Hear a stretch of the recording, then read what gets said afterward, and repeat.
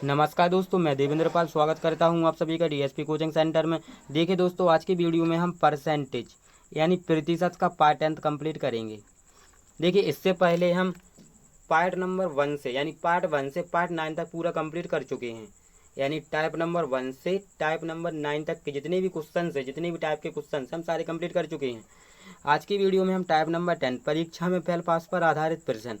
देखिए, STR books में total 11 type के क्वेश्चंस दिए गए हैं, यानी 11 टाइप के प्रश्न दिए गए हैं, जिसमें से आज की वीडियो में हम टाइप नंबर 10 जो कि हमारा परीक्षा में फेल पास पर आधारित प्रश्न, इसको 3 भागों में डिवाइड किया गया है, यानी 3 पार्ट में इसको बांटा गया है, ए बी सी। आज की वीडियो में केवल हम ए वाला ही कंप्लीट करेंगे, इसे नेक्स्ट वीडियो में हम बी और सी कंप्लीट कर लेंगे। देखिए, सबसे पहले हम ये फेल पास पर जो आधारित प्रश्न है, इसका हम बेसिक कॉन्सेप्ट क्लियर करेंगे, क्योंकि यदि हमने बेसिक कॉन्सेप्ट समझ लिया तो हम सारे क्वेश्चन आसानी से सॉल्व कर लेंगे। फिर इसको हम ट्रिक से भी बनाएंगे, यानी ट्रिक का भी यूज करेंगे, क्योंकि एग्जाम में समय कम होता है सॉल्व करने के लिए, ज़्यादा लंबा सॉल्यूशन नहीं कर सकते, इसलिए हम ट्रिक का यूज भी करेंगे। देखिए, जो आपका ये टॉपिक है परीक्षा में फेल पास पर आधारित जो प्रश्न है, ये एसएससी एमटीएस, यानी आप सभी को जैसा कि पता है कि 5 अक्टूबर से एसएससी एमटीएस के एग्ज़ाम शुरू होने वाले हैं, और सीएचएसएल सीजीएल और जीडी सभी के लिए बहुत ही इंपॉर्टेंट टॉपिक है। और आपका रेलवे ग्रुप डी हुआ, यानी प्रतिशत चैप्टर बहुत ही इंपॉर्टेंट चैप्टर है। आप कोई भी गवर्नमेंट एग्जाम दो, मैथ्स सेक्शन में यदि प्रतिशत चैप्टर 1-2 नंबर का जरूर पूछा जाता है। चलिए हम क्वेश्चन से स्टार्ट करते हैं। देखिए, क्वेश्चन नंबर 97। देखिए, इससे पिछली वीडियो में यानी हम 1 से 96 तक का पूरा कंप्लीट कर चुके हैं।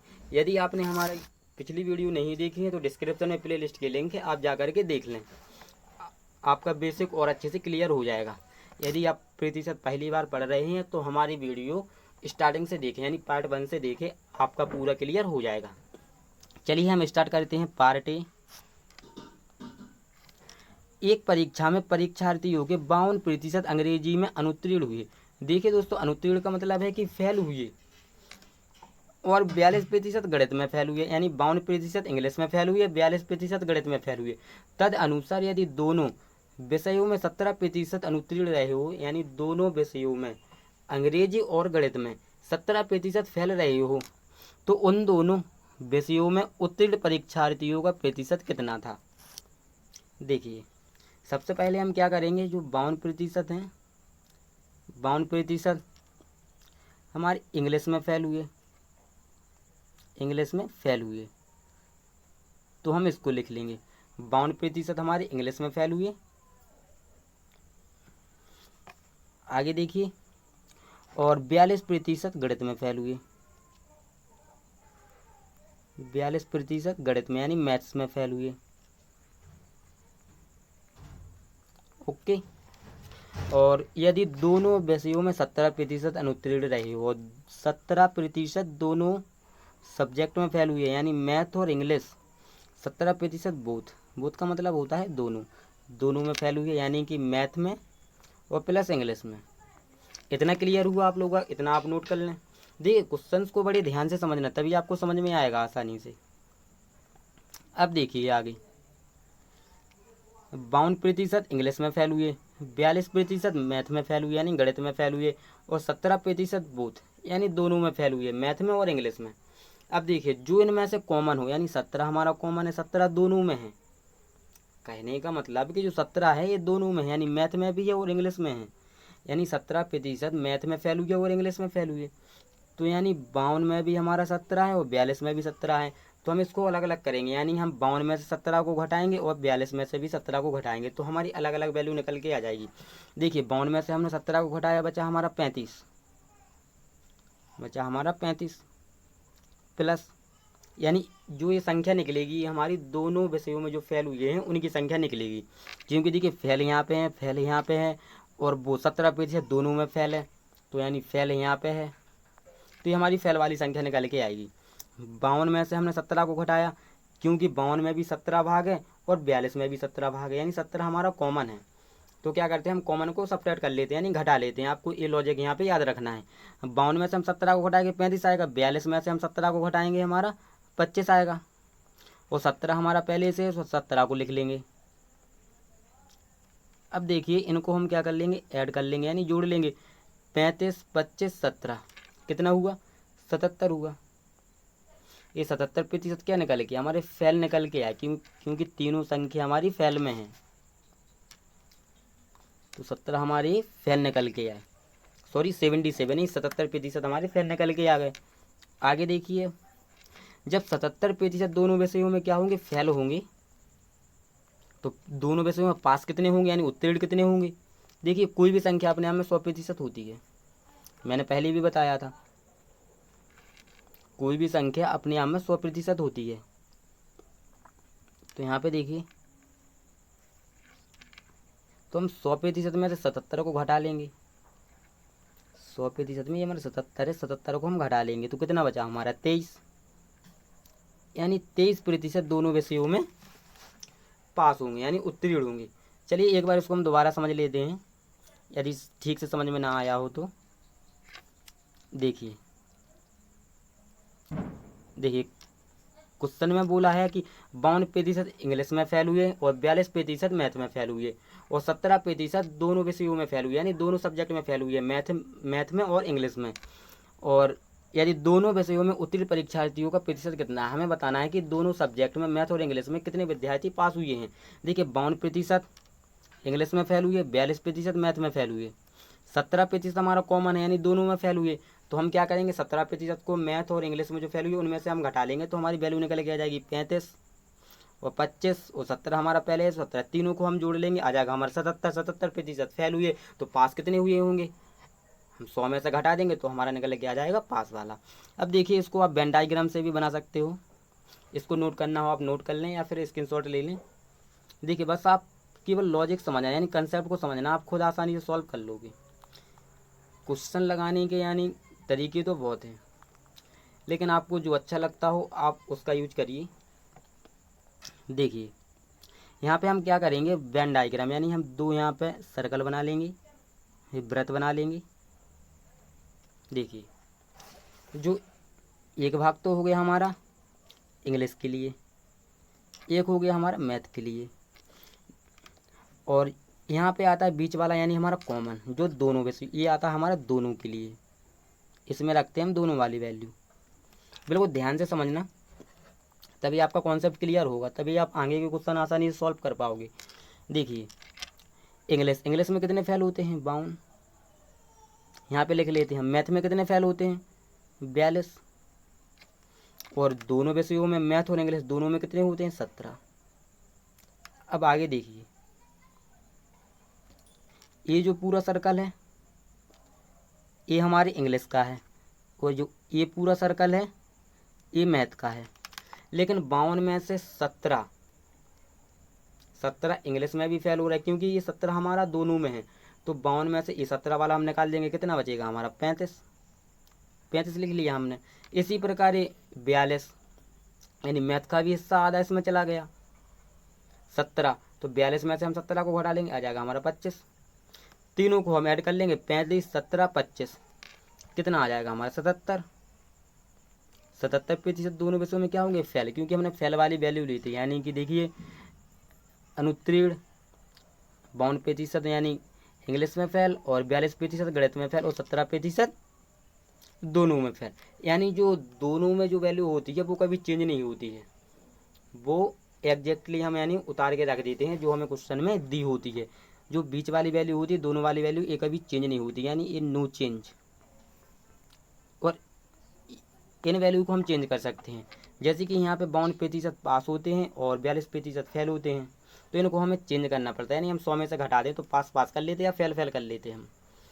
यहाँ पे जो हमें दिया गया हो, यदि 17% दोनों में पास बोलता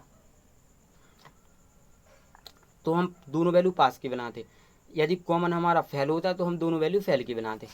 चलिए फिलहाल में इतना ही, आगे समझाएंगे आपको जब उस टाइप का क्वेश्चन आएगा। देखिए 77% दोनों में फेल हो जाते हैं तो पास कितने होंगे, 100 में से 77 घटा लेंगे यानी 23%। अब आपको जो तरीका अच्छा लगे आप उससे सॉल्व कर सकते हो। देखिए क्वेश्चन नंबर 98, एक परीक्षा में 19% विद्यार्थी गणित में और 10% विद्यार्थी अंग्रेजी में अनुत्तीर्ण हुए यानी कि फेल हुए।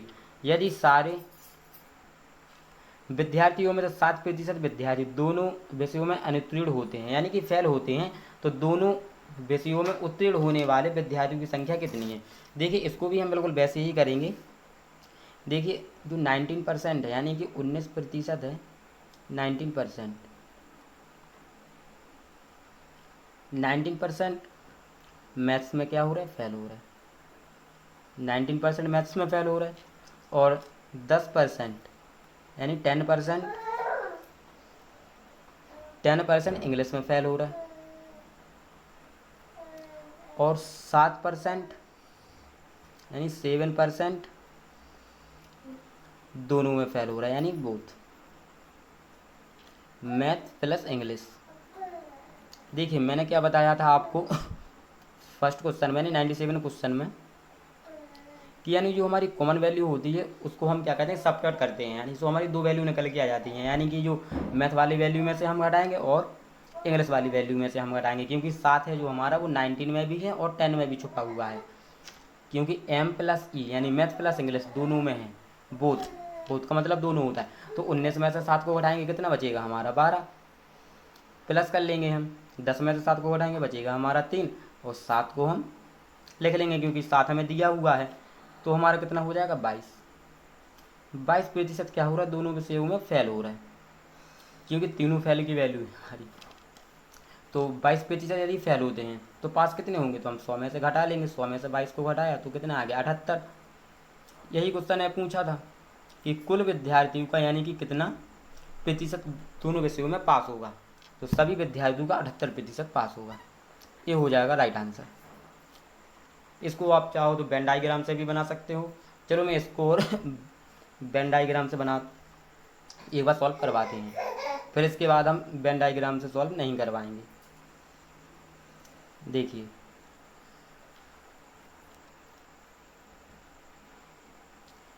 देखिए दो सर्कल बना लेते हैं यहाँ पे। आगे देखिए दो सर्कल बना लिए, ये हो गया हमारा मैथ के लिए और ये वाला सर्कल हो गया हमारा इंग्लिश के लिए। देखिए मैथ की वैल्यू है 19%, हमने 19% लिख लिया, और इंग्लिश की वैल्यू है 10%, हमने 10% लिख लिया, और जो हमारी कॉमन वैल्यू है वो है 7%।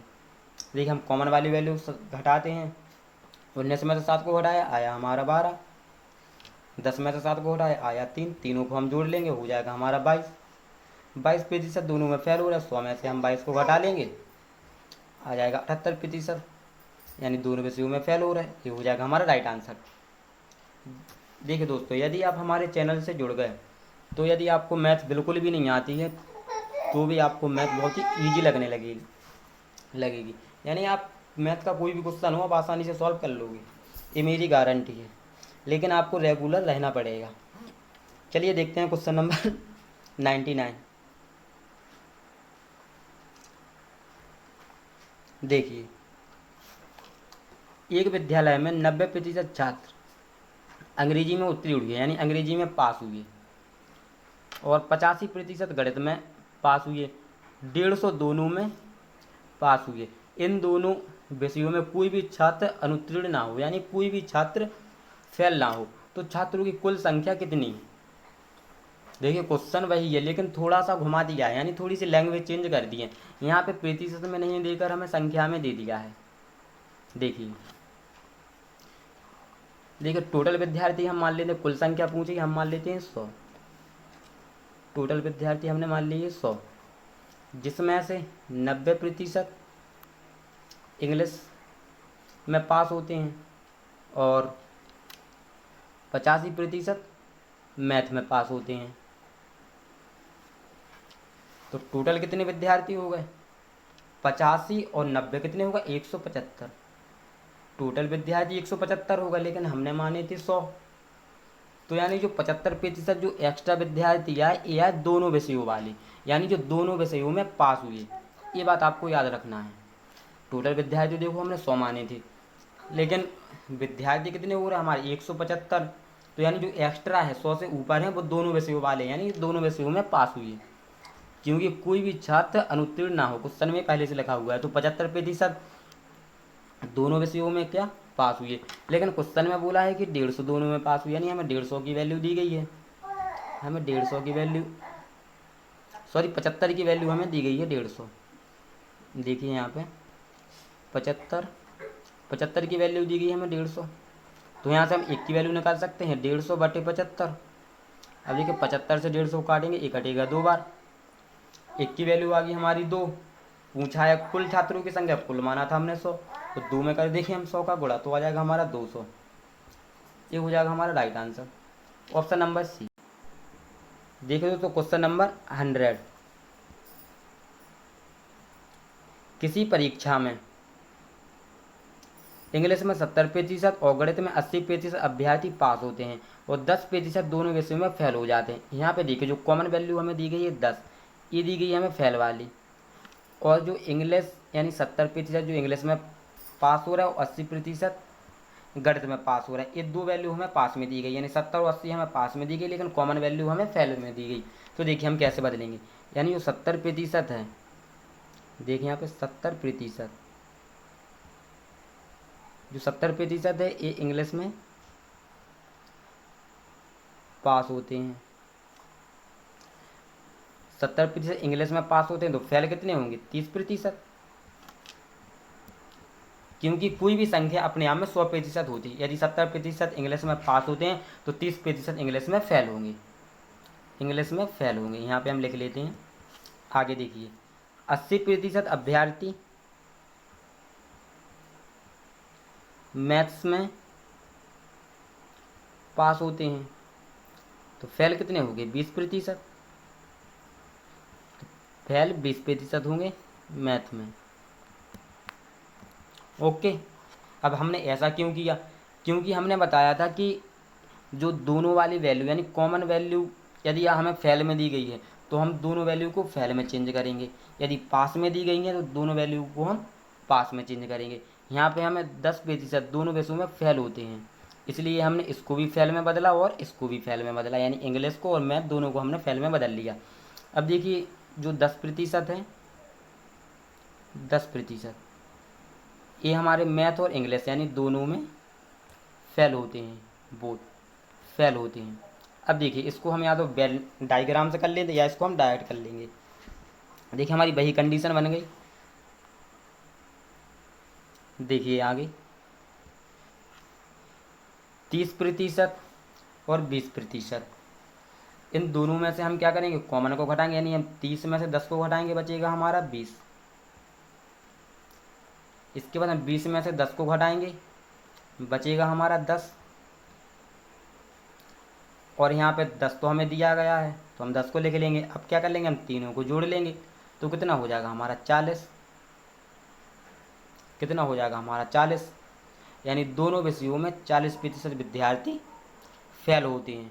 लेकिन क्वेश्चन में 40 की वैल्यू कितनी दी गई है 144, सॉरी पास की वैल्यू दी गई है।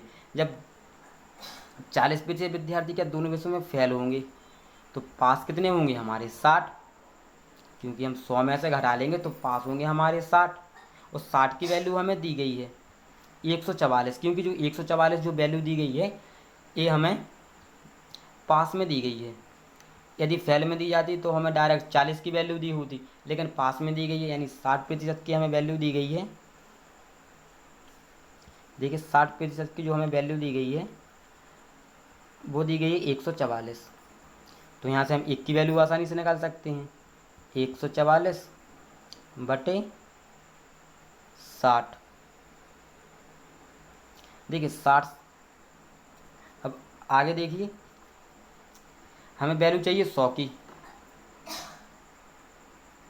तो हम 100 का कर देंगे इसमें मल्टीप्लाई, क्योंकि कुल अभ्यर्थियों की संख्या चाहिए ना, हम 100 का कर देंगे इसमें मल्टीप्लाई। देखिए 0 से हम 0 काट देंगे, 2 से इसको काट देंगे, 2 3 6, 2 से इसको काट देंगे, 2 पंचे 10, 3 से 144 को काटेंगे, 3 चौक 12, 3 8 24, 48 का 5 में गुणा कर देंगे, आ जाएगा हमारा 240। ये हो जाएगा हमारा राइट आंसर। चलिए एक बार इसको हम फिर से समझते हैं, क्योंकि ये थोड़ा आपको लंबा लग रहा होगा। देखिए जब तक आपको समझ में नहीं आएगा तब तक हम आपको समझाते रहेंगे। देखिए क्वेश्चन में है, किसी परीक्षा में इंग्लिश में 70% और गणित में 80% विद्यार्थी पास होते हैं और 10% दोनों विषयों में फेल हो जाते हैं। तो 10% दोनों में फेल होते हैं, तो हमें इंग्लिश में जो पास हुई है और गणित में पास हुई है, इनको हमें फेल में बदलना पड़ेगा। यदि 70 पास होते हैं, देखिए 70 पास होते हैं तो 30 फेल हो जाएंगे, 80 पास होते हैं तो 20 फेल हो जाएंगे। अब देखिए कंडीशन हमारी वही बन गई, 30% इंग्लिश में फेल हुए, 20% मैथ में फेल हुए यानी गणित में फेल हुए, और 10% वो दोनों में फेल हुए। तो हम क्या करते हैं कि इंग्लिश और मैथ में से जो कॉमन वाली वैल्यू है वो हम घटा लेते हैं। 30 में से हमने 10 को घटाया 20 बचा, और 20 में से 10 को घटाया हमारा 10 बचा, और 10 हैं तो हम 10 को लिख लेते हैं यानी साथ में ऐड कर लेते हैं। इनको जोड़ेंगे आ जाएगा हमारा 40% विद्यार्थी फेल हुए। लेकिन क्वेश्चन में हमें वैल्यू दी गई है पास की, 144 अभ्यर्थी दोनों विषयों में पास हुए। तो दोनों विषयों में जब 40 फेल हो रहे तो पास कितने होंगे, 100 में से 40 को हम घटा लेंगे, बचेगा हमारा 60 विद्यार्थी दोनों विषयों में पास होंगे। लेकिन हमारे अकॉर्डिंग तो 60 विद्यार्थी पास हो रहे, लेकिन क्वेश्चन में वैल्यू दी गई है कि 144 पास हो रहे, यानी 60 की वैल्यू हमें दी गई है 144। यहाँ से हमने 1 की वैल्यू निकाली, तो 1 की वैल्यू आई हमारी 144/60। इसको हम काट भी सकते हैं या फिर इसको हम ऐसा ही लिख लें, क्योंकि हम 100 की वैल्यू निकालना है हमें, तो हमने डायरेक्ट 100 का गुणा कर दिया, यानी 1 की वैल्यू 144/60 और 100 की वैल्यू तो 144/60 में हमने 100 का गुणा कर दिया। अब इसको हमने काट लिया तो आंसर आ गया हमारा 240। ये हो जाएगा हमारा राइट आंसर। अब इसको नोट कर लेना। चलिए हम देखते हैं क्वेश्चन नंबर 101। देखिए किसी परीक्षा में 34% छात्र गणित में फेल हुए और 42% अंग्रेजी में फेल हुए। यदि 20% दोनों विषयों में फेल हुए तो दोनों विषयों में पास होने वाले छात्रों का प्रतिशत कितना है। देखिए 34% मैथ्स में फेल हुए और 42% इंग्लिश में फेल हुए और 20% दोनों में फेल हुए। 20% दोनों में फेल हुए यानी बोथ, मैथ प्लस इंग्लिश दोनों में फेल हुए। क्या करेंगे हम, 34 में से 20 को घटाएंगे और 42 में से 20 को घटाएंगे, क्योंकि 20 हमारा कॉमन है यानी बोथ, मैथ प्लस इंग्लिश वाला। तो 34 में से हम 20 को घटाएंगे, कितना बचेगा हमारा 14, 14 लिख लिया। 42 में से 20 को घटाएंगे, कितना बचेगा हमारा 22, तो हमने 22 लिख लिया। और 20 हमें दिया ही गया है तो हम 20 को लिख लेंगे। तीनों को हम ऐड कर लेंगे, कितना आएगा हमारा, तीनों को हम जोड़ेंगे कितना आएगा हमारा 56। देखिए 20 और 20 40 50 अच्छा 56, 56। देखिए 56% विद्यार्थी दोनों विषयों में फेल होते हैं, तो पास कितने होंगे, 100 में से हम 56 को घटा लेंगे तो आ जाएगा हमारे 44%। ये हो जाएगा हमारा right answer, option number D. चलिए देखते हैं क्वेश्चन नंबर 102।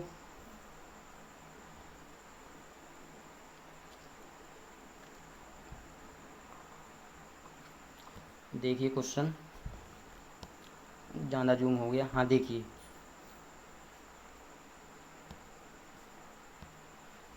किसी परीक्षा में 52% विद्यार्थी हिंदी तथा 42% अंग्रेजी में फेल हुए, 17% विद्यार्थी दोनों में फेल हुए, तो कितने प्रतिशत विद्यार्थी दोनों विषयों में पास हुए। देखिए 52%, इसको हम डायरेक्ट कर रहे हैं, ए हिंदी में फेल हुए और 42% इंग्लिश में फेल हुए। कॉमन क्या दिया गया है हमारा 17% दोनों में यानी बोथ। अब देखिए 52 में से हम 17 को घटाएंगे और 42 में से 17 को घटाएंगे तो कितना बचेगा हमारा, 52 में से 17 को घटाएंगे, 42 में से हम 17 को घटाएंगे, तो देखिए 52 में से 17 को घटाया बचा हमारा 35 प्लस, और 42 में से 17 को घटाया बचा हमारा 25, और 17 हमें दिया गया है, तीनों को ऐड कर लेंगे कितना हो जाएगा 35 25 प्लस 17 हो जाएगा हमारा 77। 77% विद्यार्थी क्या होते हैं, फेल होते हैं। तो पास कितने होंगे, 100 में से 77 को घटा लो हो जाएगा हमारा 23% विद्यार्थी हमारे पास होंगे। ये हो जाएगा हमारा राइट आंसर दोनों विषयों में। चलिए देखते हैं क्वेश्चन नंबर 103।